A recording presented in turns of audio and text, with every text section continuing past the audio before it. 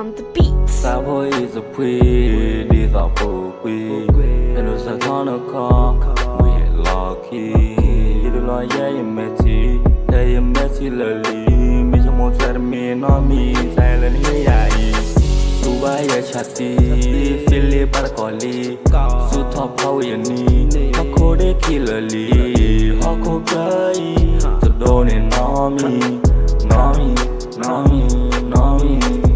Lỡ lâu ban ngày lời nhà của nó cứ chia xa các má vì bị qua đi tôi lo dài mẹ chỉ cô nên ba lời và chia xa cô dễ đâu mà lo là đi về ua ya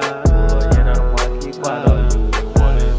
mình lo còn lo giờ mà má là ồn na kết nối với nhau qua lời qua đây ya ồn ba cha ở khe ý để na là em lần lý từ lời khe ý ba ồn tiền đâu lì thế nó đi áp ta em bùi mấy chấm môi xa khi tu bùi thấy mà lỡ vừa có blue từ clue bay mưa lò nữ giờ ta làm tu ba đừng cứ như cái đó kia quả bùi bầu nó làm bớt lo nên đi hu còn anh kia nó sợ hu sao hơi sợ quỳ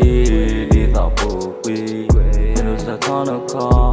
mẹ lo khi đi lo ye mẹ chỉ thấy mẹ chỉ lời mi cho một trái mi nó mi trái lên như vậy Dubai ya chati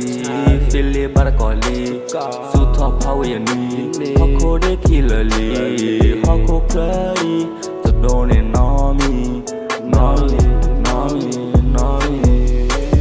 nó sẽ lỗ ban để lời nhà của nó cứ chia xa các má vì mẹ qua đi số đó dài mẹ chỉ cô nên ba lời và chia xa cô dễ đâu mà lo gà đi mẹ ua ya cô lời dễ đâu qua khi qua đời dù vô lệ duyệt và nó sẽ lỗ ban để lời nhà của nó cứ chia xa các má vì mẹ qua đi số đó dài mẹ chỉ cô nên ba lời và chia xa cô dễ đâu mà lo gà đi mẹ ua ya cô lời dễ đâu qua khi qua đời dù vô lệ duyệt và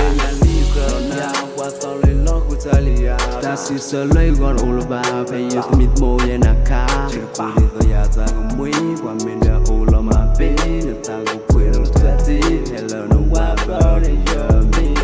có sao mi xoay ta lớn nữa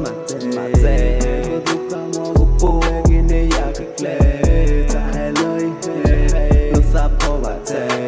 có pro you may